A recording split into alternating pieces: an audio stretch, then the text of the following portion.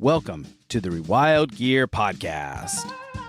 Modern life, society, and responsibilities have domesticated us. But now it's time to rediscover your adventurous side. Whether that's camping, hiking, hunting, fishing, or just spending time in the great outdoors, this is the podcast for you. Join us as we get back to the wilderness and rewild.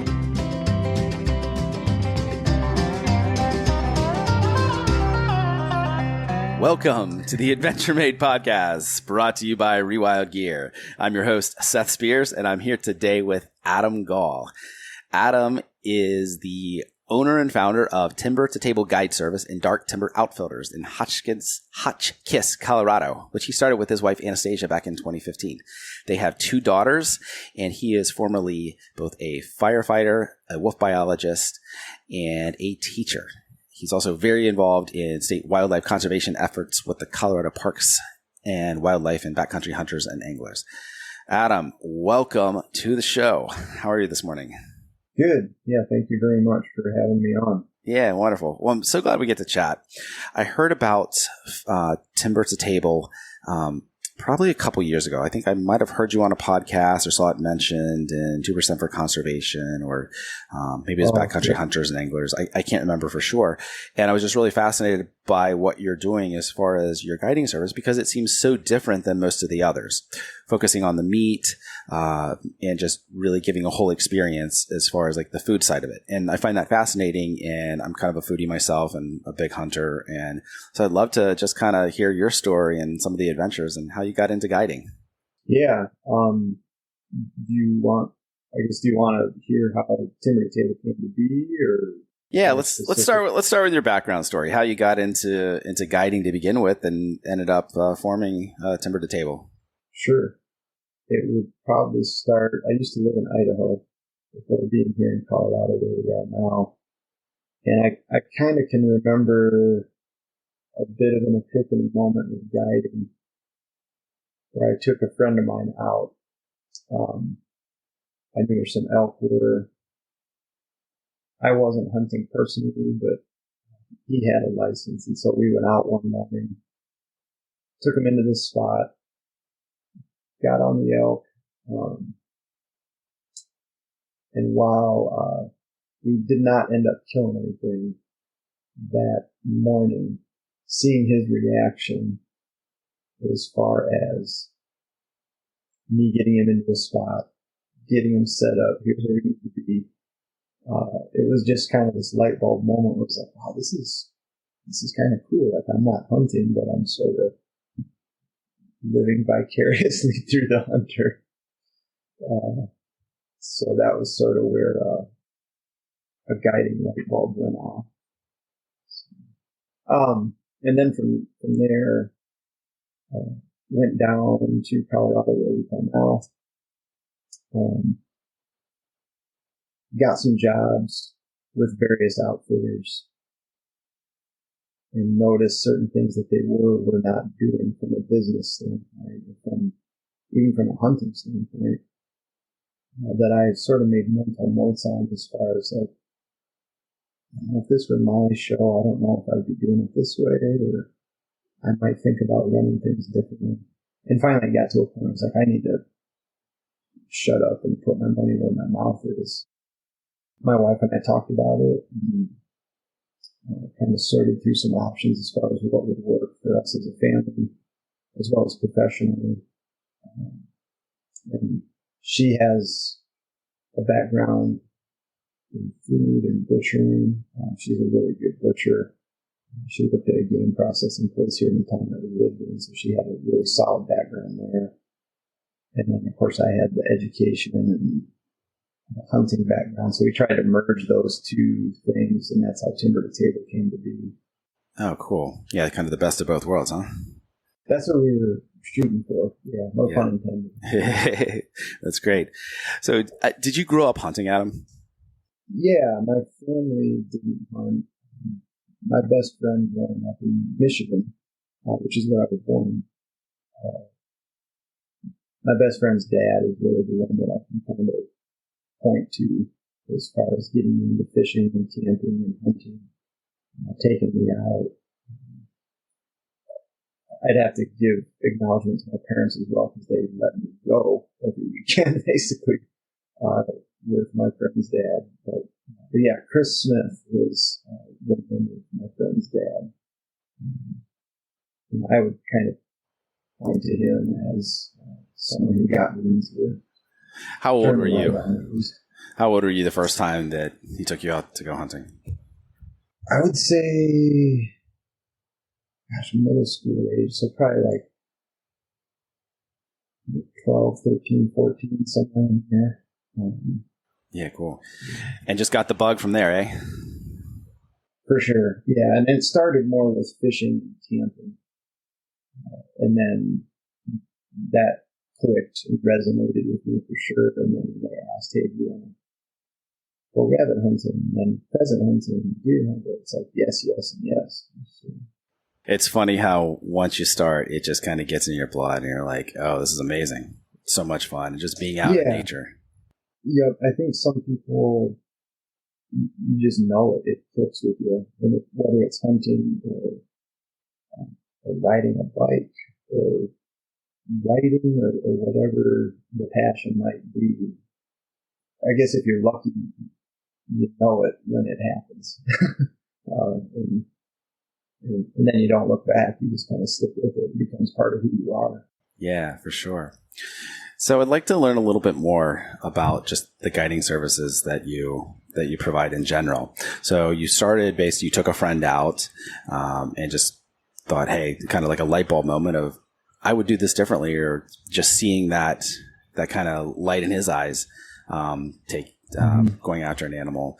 So what kind of, what was that process like? Because, starting a business can always be challenging, and you go from something that you're passionate about to something that it can kind of become a job. How do you balance that out with your love for hunting and providing for your family, but letting it not just overtake your life so it just becomes a drudge?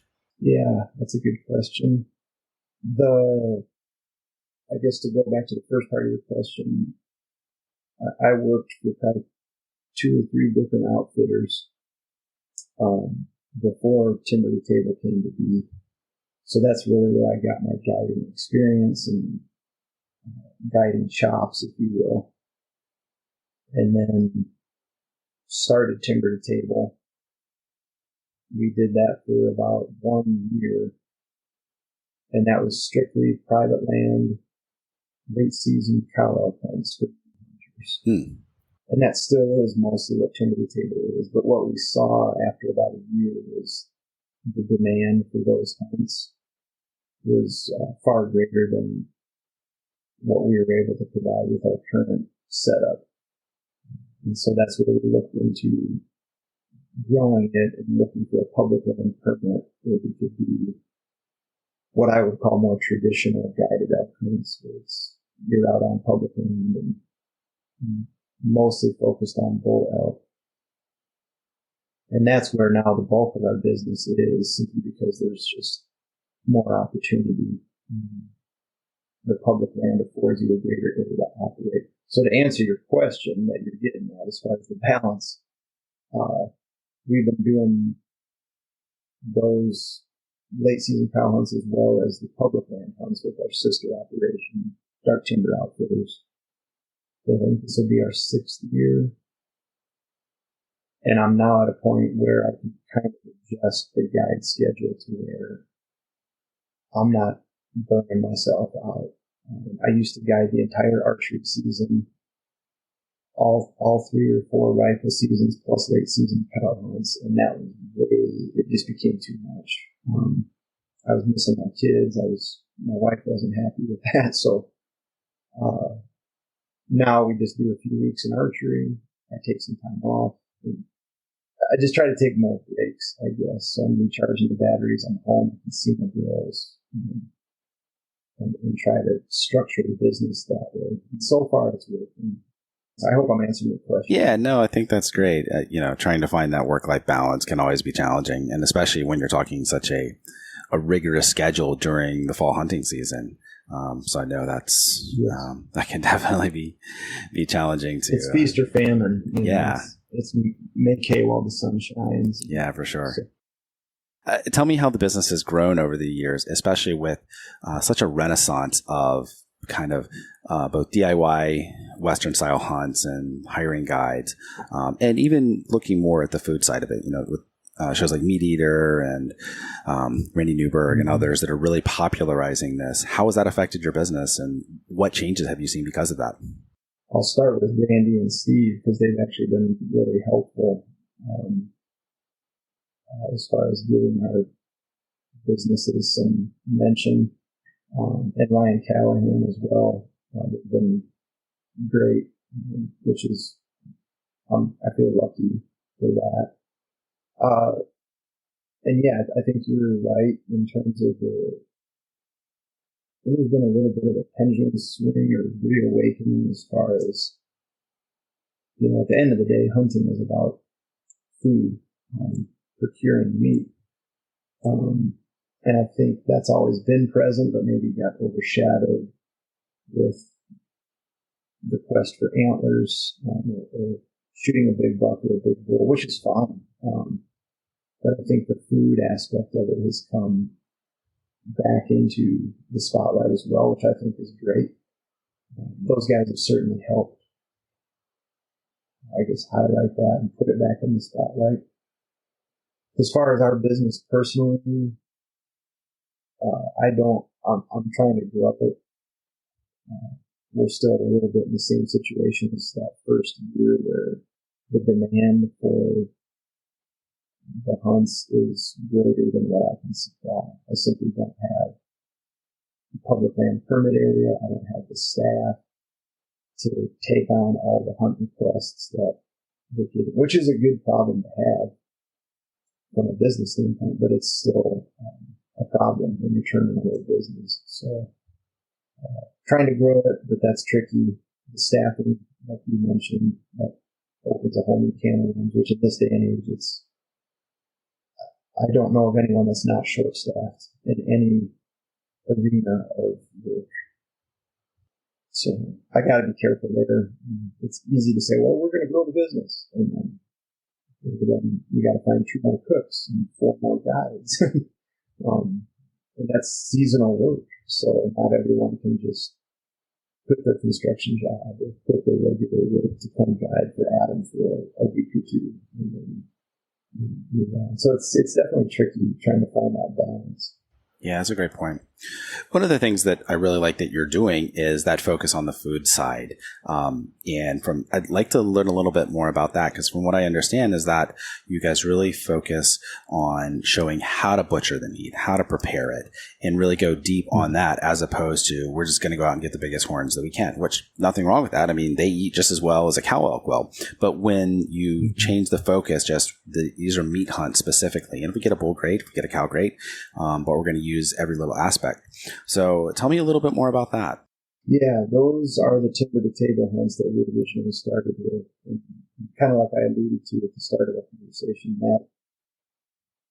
that stemmed from the fact that my wife is really good at breaking down animals. And we saw that there was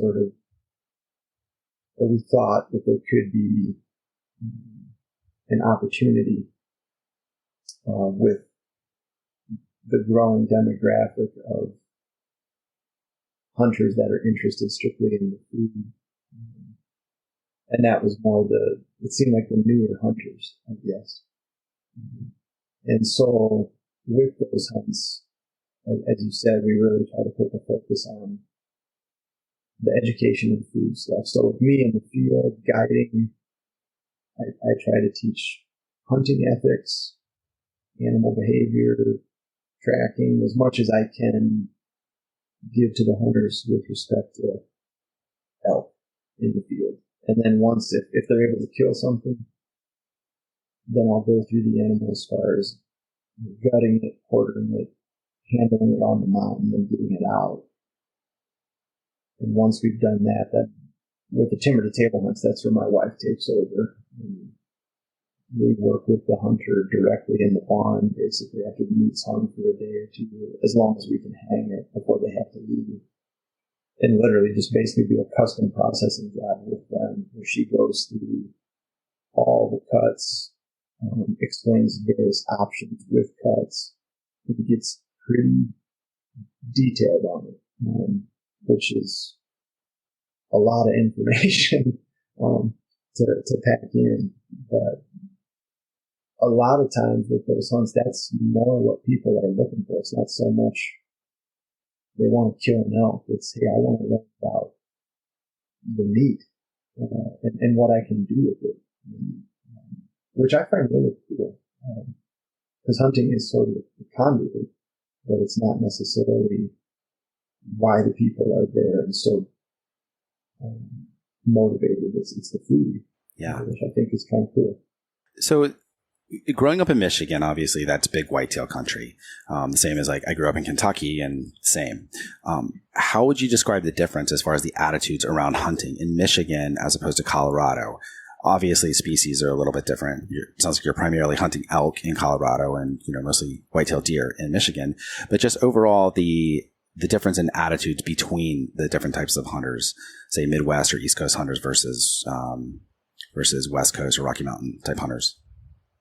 Yeah, it's an interesting question. I guess a couple things come to mind. The first one is, to me, hunting, whether you're hunting in the Midwest, is like steeped in the blood of people from those states. And that's not to downplay other regions in the U.S., but it just seems to me like Minnesota, Wisconsin, Michigan, there's a lot of those folks that come out west to hunt elk simply because they just love to hunt. So I think before I would say differences, I would say that's a commonality that I see. And plus I'm from Michigan, but I think there's an ingrained love of hunting to begin with. As far as differences, I think something that I hear a lot from hunters coming from other places is just the scale of the landscape. As you and I kind of talked earlier, you can consistently and successfully hunt whitetail on 20 to 30 to 40 acres of good habitat. Elk, you need hundreds of thousands of acres to be able to hunt them. And then you factor in mountains and canyons and huge swaths of public land at a high elevation. That just adds some dynamics to things that people from other regions aren't necessarily used to. And some are unfazed by it and they're excited and into it and they're blown away by it. And others are like, I'm comfortable with my 100-yard walk to my tree stand, and that's where I sit, and that's what I like to do. And that's fine. But that's probably one of the bigger things that I notice is just adapting to the scale of hunting in the mountains. And obviously the preparation is quite a bit different too. The amount of scouting and the vast expanse of scouting that's needed for elk hunting is very different. I'd like to hear a little bit about what that process is like for you. I mean, does that go on all year, or how much in advance before the season opens? It depends. The over-the-counter hunts, I don't do a ton of scouting, mostly because I kind of know where the elk are going to be. And I try not to mess with them, I guess, just let them do their thing. And plus, once the hunting season begins, and more hunters are on the landscape, where you saw that bull yesterday may not be where he is anymore because he got bombed or he got shot. So as far as scouting, I don't spend a ton of time over the counter country. On the limited license side of where I'm permitted to guide, I definitely spend some time. I still know where the elk are going to be, but that's more a situation where what kind of bulls are in there. Because on the limited side, you usually have hunters that aren't just going to shoot the first legal bull they see. They're looking for a more mature animal, more developed antlers, etc. So that's what it's like, okay, I've seen a good 6-point bull in this drainage, and there's a couple over here. And that's sort of what I do pre-season is looking with is combing it with a finer tooth comb. Yeah. If that makes sense. Yeah, no, that does. Thanks for that. Adam, why is nature and the outdoors so important to you? I know you're really big into conservation and just kind of helping to protect some of those wild spaces, but I'd love to hear what the impetus is there. Why you find it so important? Yeah, that's a good question. I'll answer it two ways. The first is personally, because being outside has always just been I guess to put it really, a really enjoyable thing for me. I've always loved it, whether it's canoeing around a little lake in Michigan, or going on a hike in the mountains of Idaho or Colorado or Montana. I love it. So it makes me feel good. It's good for you. It's real. It's not staring at a computer, or staring at your phone. Like we're doing right now. Yeah, which it's a balance. It is. But that's where my love is. I love wildlife, whether it's cutthroat trout or seeing a cool bird of prey or elk or deer. I love all of it. Not to sound like a granola tree hugging crunchy person, but yeah, that's the truth. Trees are cool, plants are cool, all that stuff. So I love it from that standpoint. The second way I'll answer that question is I'm a dad. I've got a 5-year-old and a 9-year-old. And now I see all that stuff that I've gotten to do as something that I need to now try to be vocal about and stress the importance of keeping nature accessible and available to everybody else, including your generation, so they have the same opportunities that you did growing up and that I did growing up. And as more and more people are on this planet and there's increasing pressure on the resource, it becomes all that much important for that same reason. I want my girls to have the same opportunities that I did, which have given me a really blessed life. I think, yes, there's been a lot of work, and there's been earning it, so to speak, and some sacrifices, but at the same time, I won't trade it for anything. And I don't want to pigeonhole them. It's not like they got to start driving elk hunts as soon as they're old enough to pack their hindquarters, but at the same time, if they want to, or they want to pursue something in the outdoors as far as a career or hobby, I want them to be able to do that. So protecting the opportunity to love nature is really important. How are you instilling that same love of the outdoors, of nature, and of hunting into your own children? Try to get them out as much as possible. Where we live is a pretty rural area, so it's a little bit easier than, say, someone who's living in the heart of a city or something like that. So yeah, we try to just go on walks as a family. I point out stuff all the time as far as tracks, sign, a wallow, a bull's rubbed a tree or a buck's rubbed a tree. And my 9-year-old has started to sit with me. When I have time to hunt deer, she'll come and sit. And she's been with me the last few years when I've shot a buck through the freezer, which is awesome. It's honestly, I look forward to that evening of hunting with her more than just about any other hunt I do.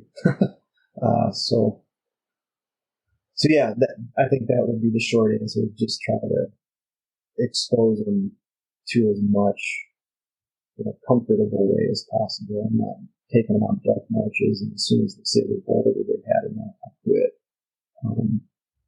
But I try to introduce them to a lot of things, get them on the river, camp out on the river.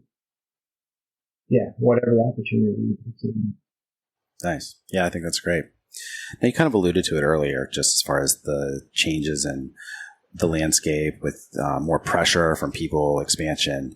I'm curious your thoughts as far as how that's affecting both your business, both with guiding and just with protecting the environment and those wild places as well, as kind of that urban sprawl continues to grow and there's more people that are in the backcountry that are hunting, and that it's affecting wildlife, and just even with the climate change, with more wildfires and the global temperature heating up. What are your thoughts there? Oh, that's a big question. I think I would start with just in terms of increasing pressure on the resources. And in this conversation, obviously, I'll kind of keep it focused on health, just because that's what I deal with the most.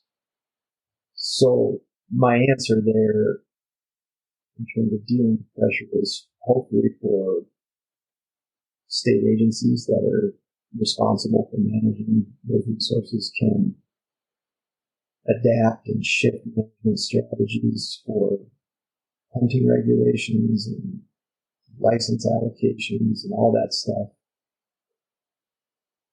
accordingly to take care of the resource and not just make money. And that gets into some fine line walking, I guess, because if they don't make money selling licenses, they can't operate. So it's not like you can just shut it down to protect or conserve the resource. But at the same time, just being cognizant, like, hey, we're seeing a lot more hunters in this area than we ever have. The herd maybe is a little objective.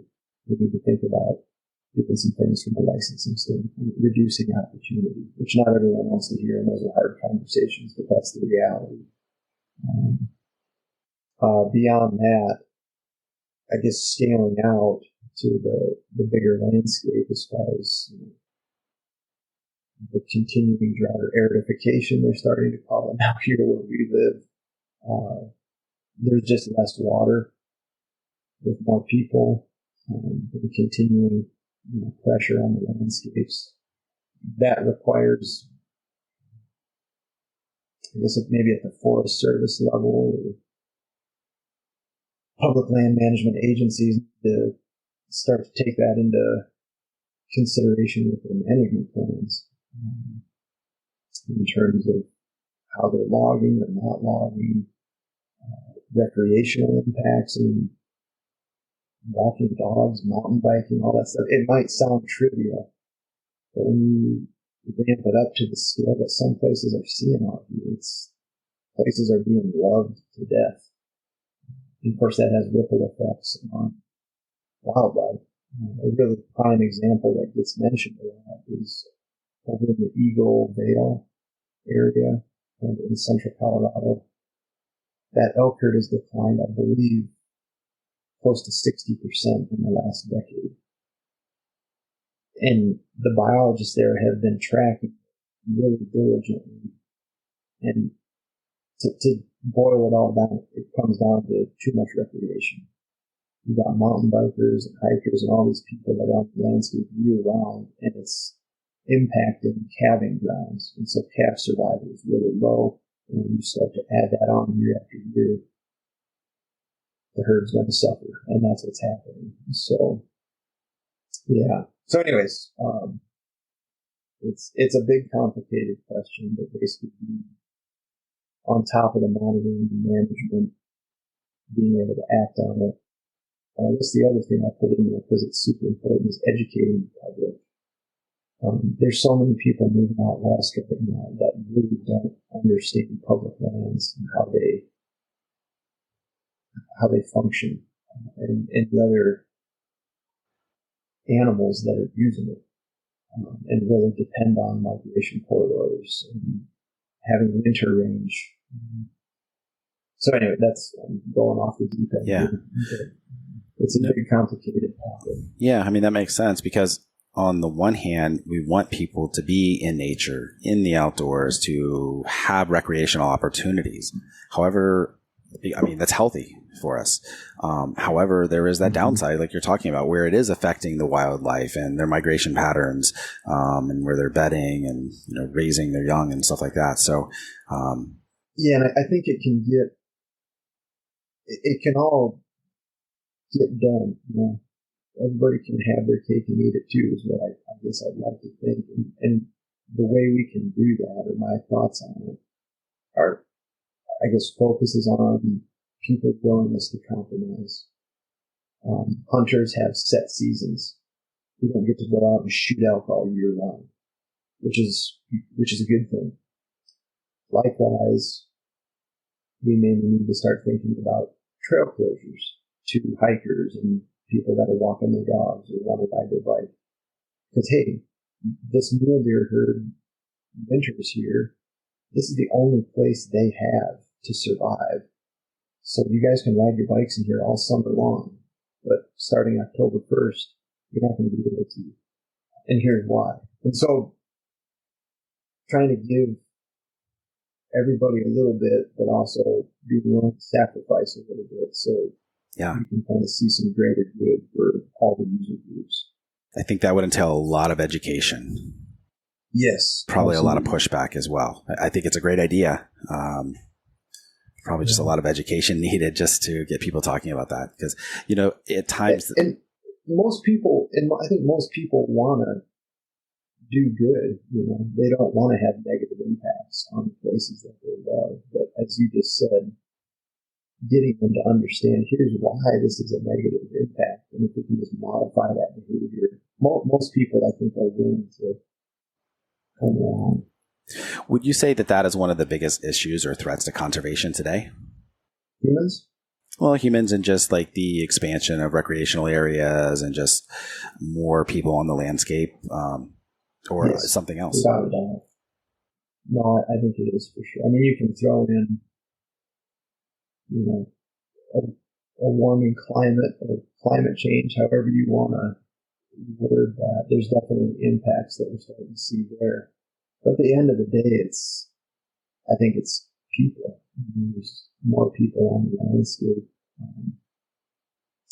putting pressure on it in ways that haven't been seen before. Sure. Climate change, global warming, all that can be really controversial in some circles. I'd like to get your opinion on it as someone who is on the landscape daily and is so much more in touch with the natural world than a lot of others are. It's really, really easy to armchair quarterback when you're sitting in an office in New York or San Francisco or whatever and talking about these things. But it's very different when you're actually in nature every single day and seeing that. So I'd love to just get your take and what you're seeing when it comes to those issues. Yeah. And I'm not a weather expert by any stretch or climate expert. I do think it's changing. I'm not a denier. To cut to the chase on that, I'm a former high school science teacher, so I believe in data. I don't think people are making stuff up, from a scientific standpoint. I think there's evidence. I used to be in fire. I have some of my best friends are still in fire at the upper ends of managing wildfire on public lands in the West. And we talk about it with some regularity. And their answers are the same in that, hey, even just in the last 25 years, the extremity of fires and how fires are burning is not normal. And there's, obviously many layers that contribute to that. But in a nutshell, that's what they're seeing, and I'm not going to question that. They're fighting them and living in them. So I think that's an indicator. Where we live, personally, it's just hotter and drier every year. And whether you want to call it climate change or not, at the end of the day, there's less water. Glaciers are melting, and there's less water. I don't care what you want to call it, but those are problems. And there's more people needing the water. So trying to figure out how to intelligently deal with that. And that's going on right now with the Colorado River Basin Act. These 7 states in the Southwest are trying to divvy up water that doesn't exist on the previous pact. There was some big mistakes made there, and now that's having ramifications on us present day. So I don't have a great answer as far as what to do, other than just trying to be more efficient and finding better solutions for using the resources that we do have, because they're getting less. Yeah. Well, I think just bringing awareness to it and discussing, that's at least a start. I mean, you can't make a change until you're at least aware that a change needs to happen. So whatever that change may be, because I don't know that we totally know yet. And having, not to take a dive off the deep end, but having leaders that are willing to take what's potentially a difficult stance for the betterment of the resource and for the longevity of not just us, but all the other critters and living beings that are existing on this landscape with us. We don't live in a vacuum. For sure. I mean, that's true leadership, just taking ownership and having those hard conversations, even if it's not necessarily going to support you or your party. Well, and it gets back to my comment earlier about, recreational use, being willing to compromise. We live in a country right now where compromise is darn near unheard of and hard to come by. So getting that to change would sure help. I agree. Yeah. Adam, what's the biggest life lesson that nature and the outdoors has taught you over the years? Humility. Yeah, anybody that hunts is going to get humbled over and over and over. And so, being humble, and I think being respectful of the animals you pursue and the meat that they provide you, respectful of the land and water that we have access to. And compromise, being a good person, being kind. So, but humility and respect are definitely two things that pop into my head. Are you able to impart any of those lessons to the clients that you're guiding? I sure try to. Some of that's up to them, obviously, and the lens that they see.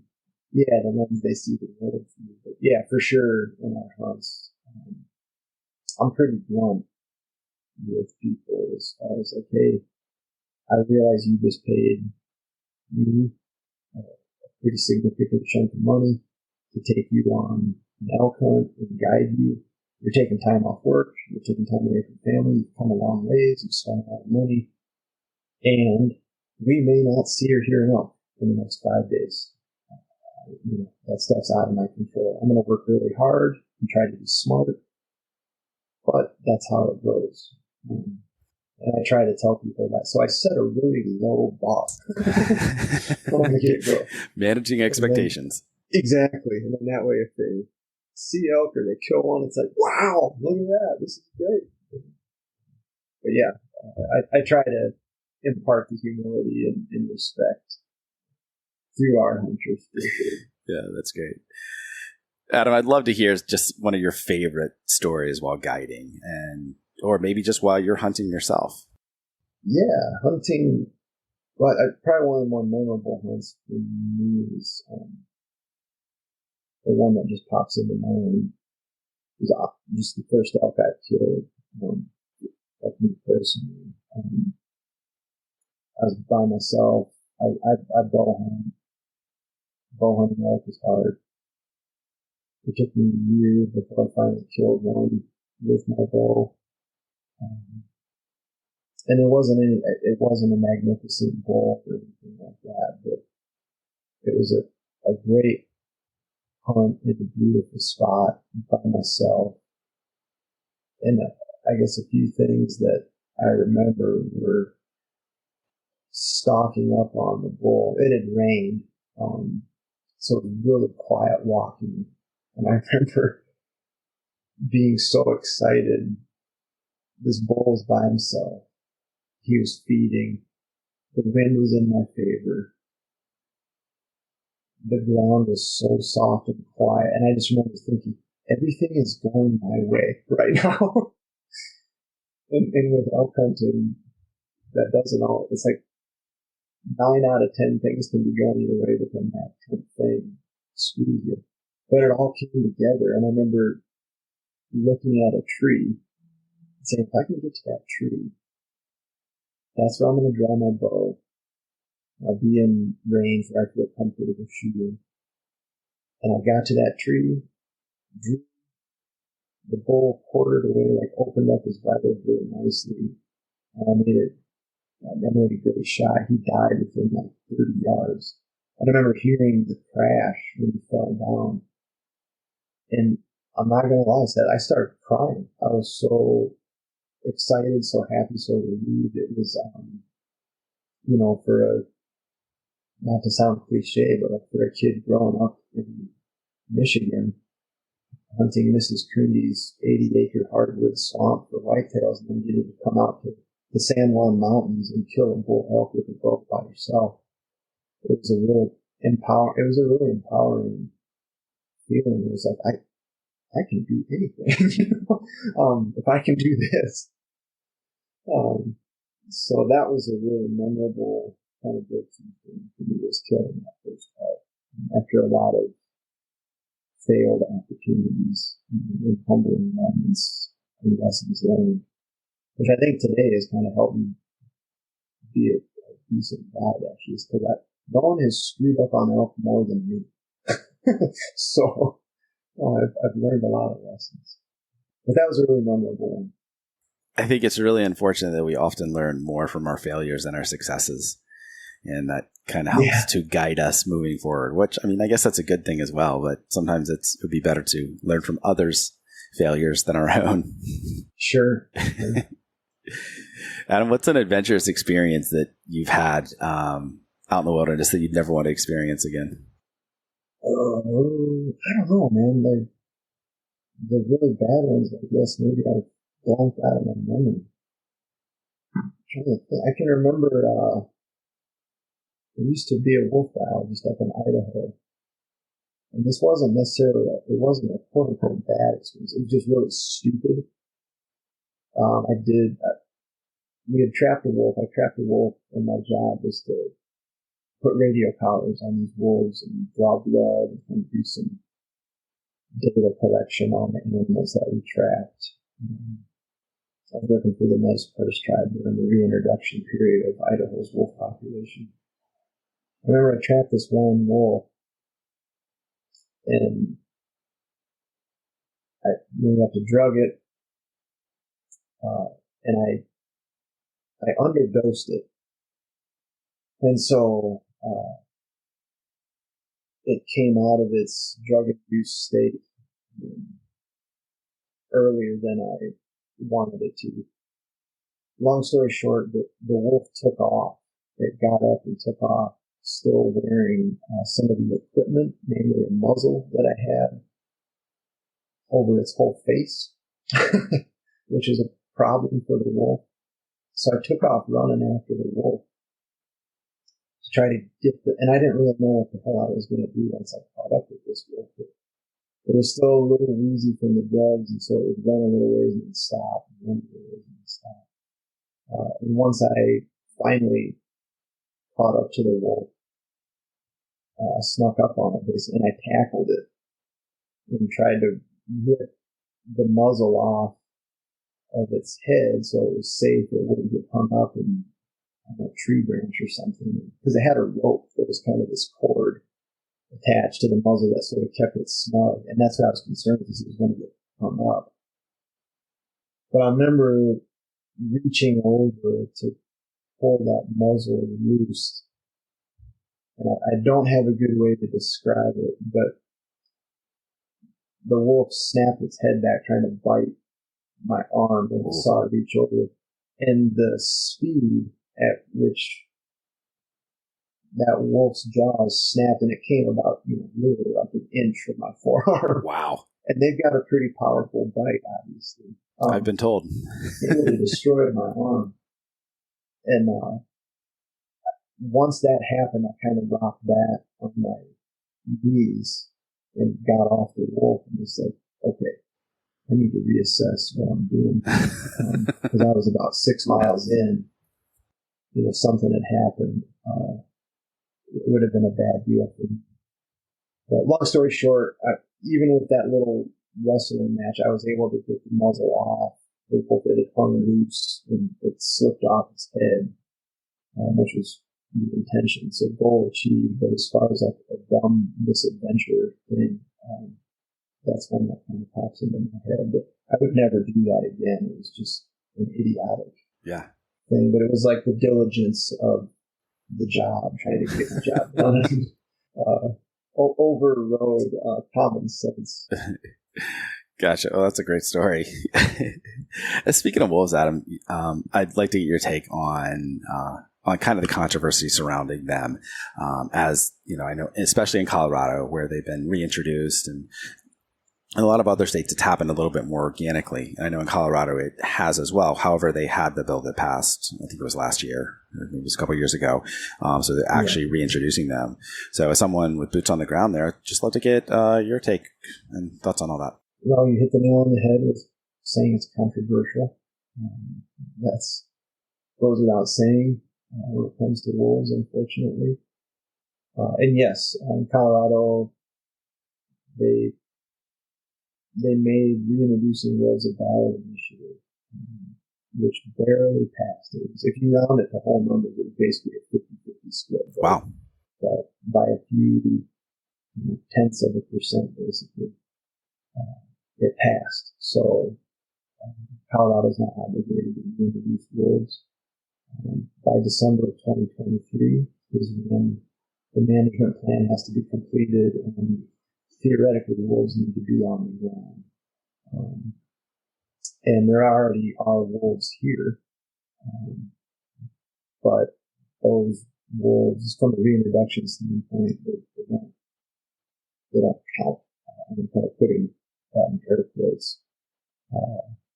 So there's obviously all the usual concerns as far as that they're going to kill all the elk, they're going to kill cattle and sheep, they're going to grab children from the bus stops and all that kind of stuff. There's a lot of fear-mongering, low-hanging fruit. And there are that they kill elk. That's what they do. So there are going to be impacts to ungulate herds.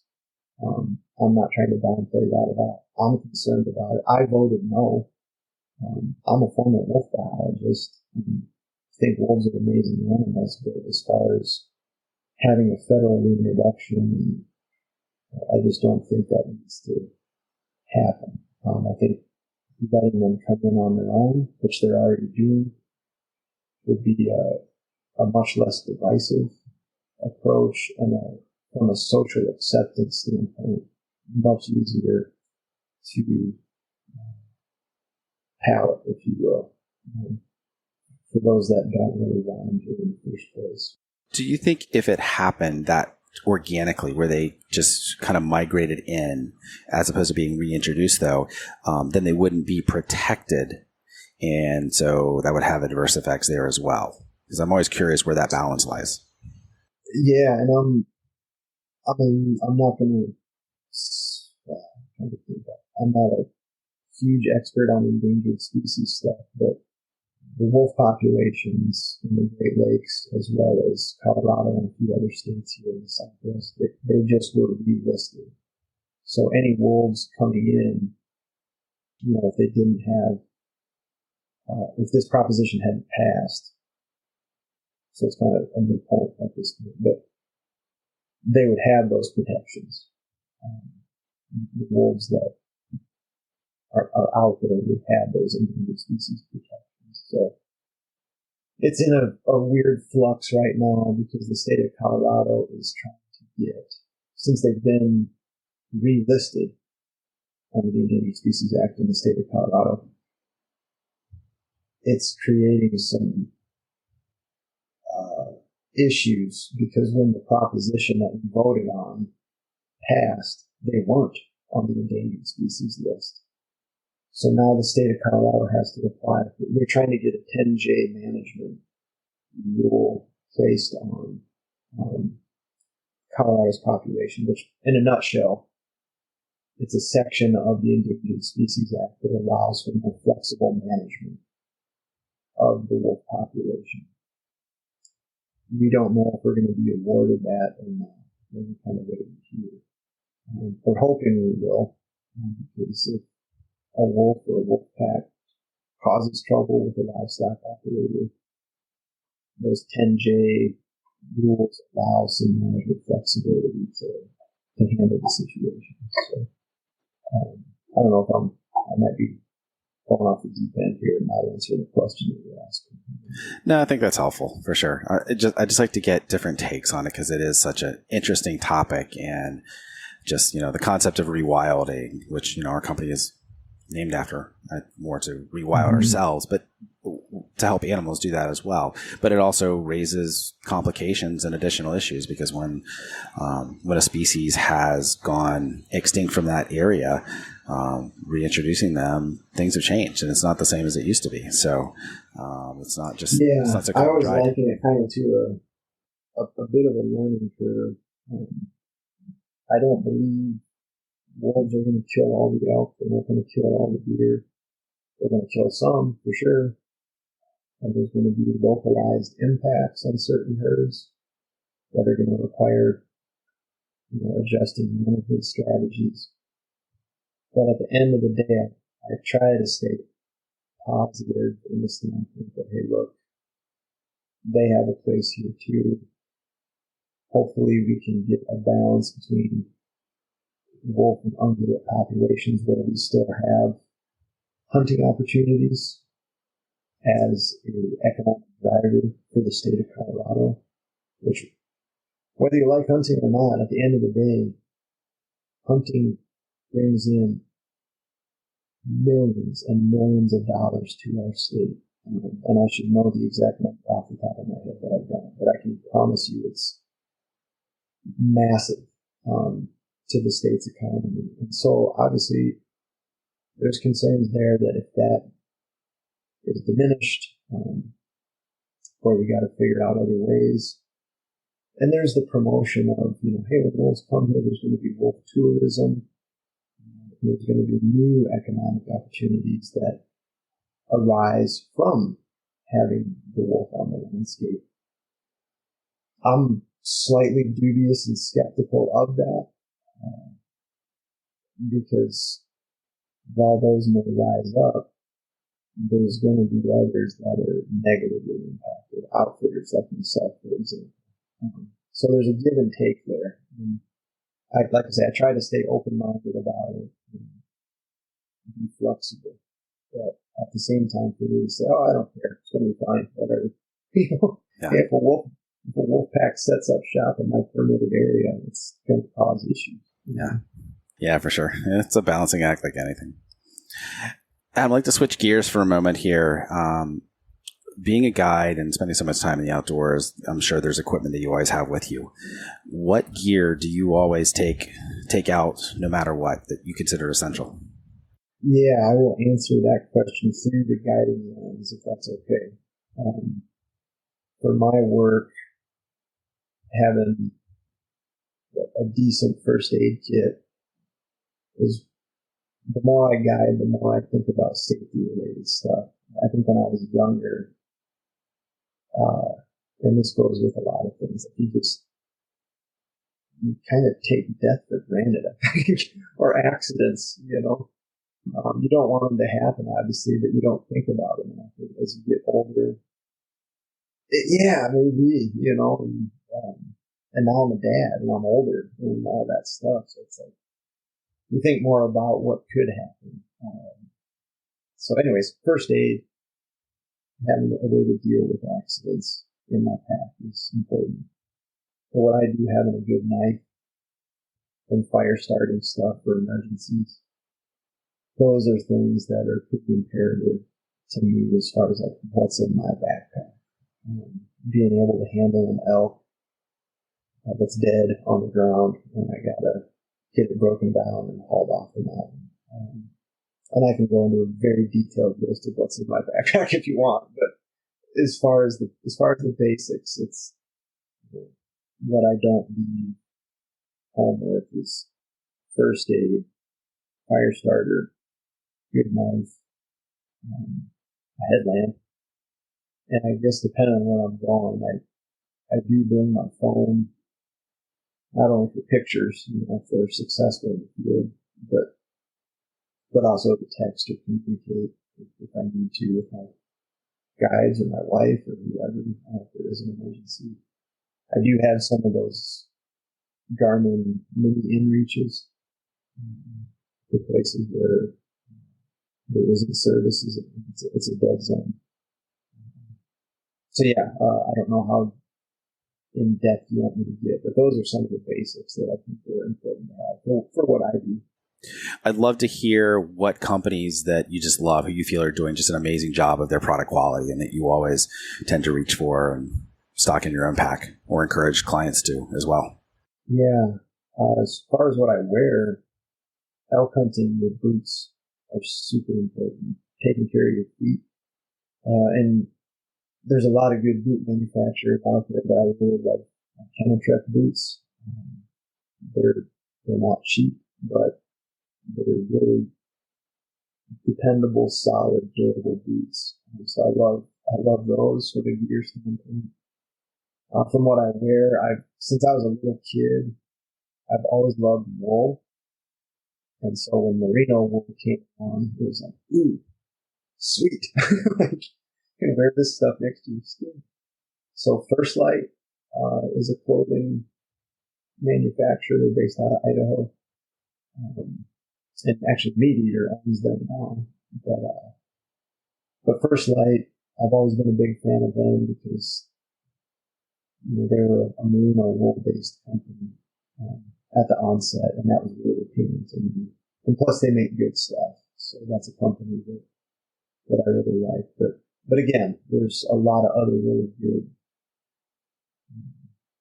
companies out there who do it for boots or camel clothing or whatever. And then backpacks, it's the same thing. There's a million good companies. Everly Stock's a good one. Kuiu makes good packs. Mystery Ranch.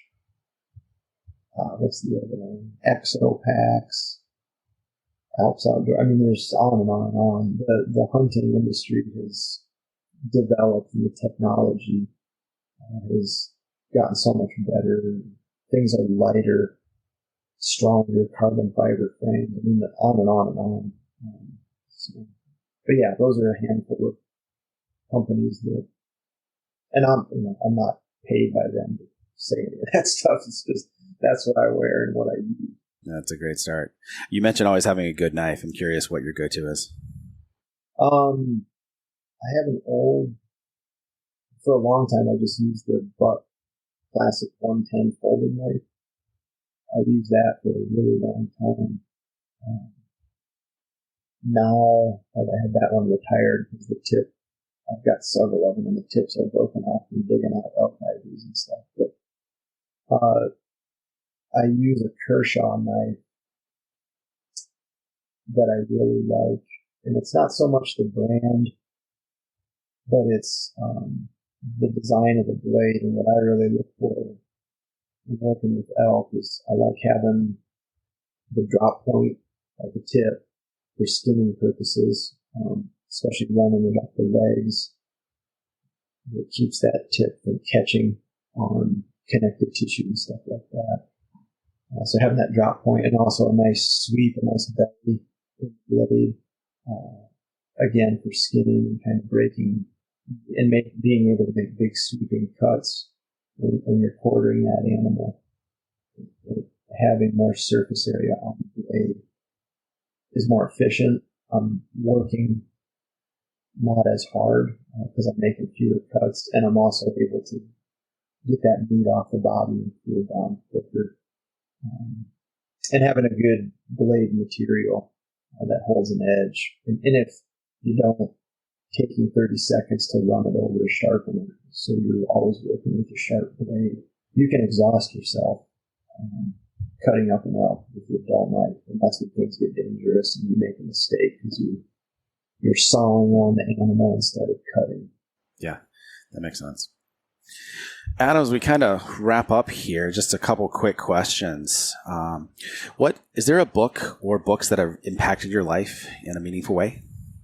Oh yeah, there's lots. When I was a kid, and this was like elementary and middle school age, and even into high school, I remember reading some books. I was really into Native American history. So I remember I read a biography of Tecumseh, the Shawnee chief, who lived in the late 18th century. He died in the War of 1812. His biography blew my mind. Just the foresight that he had as a human being, and the leader that he was. But I was also really into the Mountain Man books, reading about Simon Kenton, who was the Ohio River Valley area. Kind of in that same time, his lifespan overlapped with Tecumseh's actually quite a bit. And then reading all the books about the settling of the frontier and the Rocky Mountain West, the fur trappers, and Montana and Idaho and Wyoming, that country that just really captivated my imagination. So yeah, I guess a few titles that pop into my head. Frontiersman was a really good one. That was a biography of Simon Kenton. Undaunted Courage, obviously, it was a pretty amazing book by Stephen Ambrose about the Lewis and Clark expedition. A Sorrow in Our Heart, which is the biography of Tecumseh.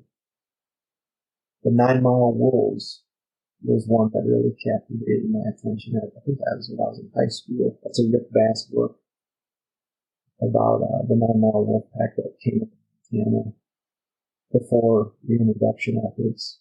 That's a great start. A lot of good books. Probably missing some, but yeah. But yeah, there's a ton of good reads out there. Yeah. Obviously. Lots of good books. For sure. Do you have a favorite podcast? To be honest, Seth, I don't listen to a lot of podcasts because I don't have time. But I enjoyed Backcountry Hunters and Anglers podcast. Hal Herring, who's a great conservation writer and a really good human being. He does a great job with that podcast and Blast, it's called, with Backcountry Hunters and Anglers. So that's one I'll try to listen to occasionally when I can. A guy named Ed Robertson, who's based out of Colorado Springs. He's got a really interesting one called Mountain Prairie.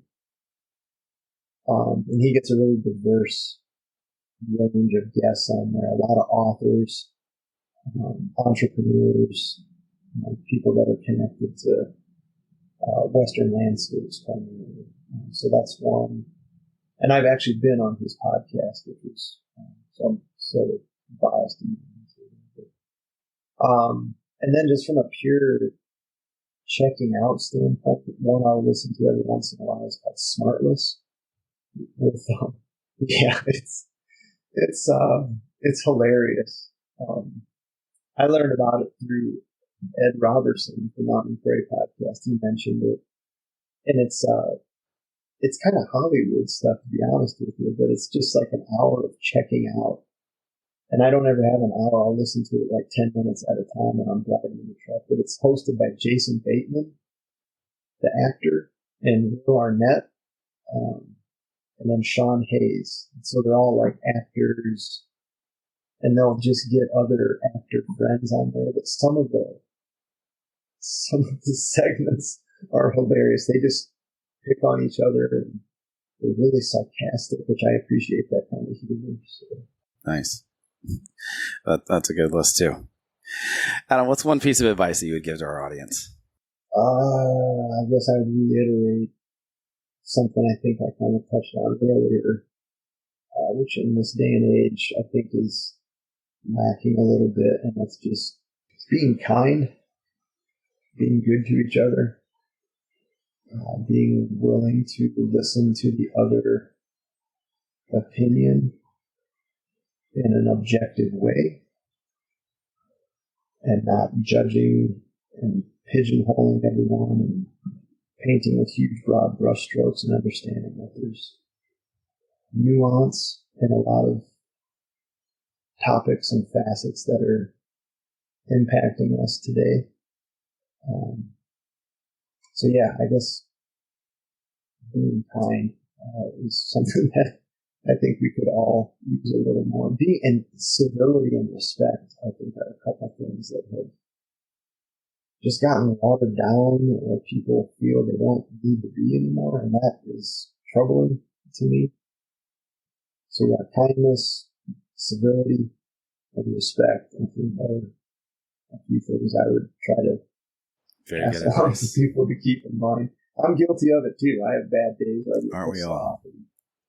But man, if we could all just ratchet it down a little bit, that might be helpful. Yes, indeed. I agree. Adam, thanks so much for your time today. Really appreciate our conversation, and this has been a lot of fun. And where can our audience learn more about you online? And just give a shout out and self-promo here. Yeah, sure. Well, yeah, first off, thank you for the opportunity to chat. These are great questions. Good way to, it's early here still, so it's a good way to start my day. So thank you for that and the opportunity to chat with you. As far as people looking me up, I have two websites, one for each of our outfits, timbertotableguideservice.com and darktimberlodge.com, LODGE, darktimberlodge.com. I am on Instagram, but I'm not a big tech guy, but our Instagram is @timbertotable. We will post occasionally. So that's where people can find me. And they can always call me on the phone. 208-691-3014.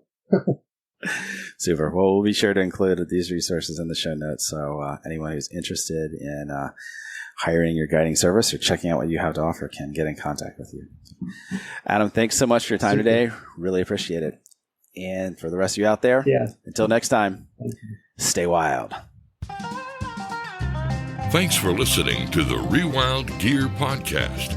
You could check out the show notes for today's episode at rewildgearpodcast.com. If you're ready to spend more time in the wild, our line of high-quality, minimalistic outdoor gear can help you do just that. Check us out at rewildgear.com.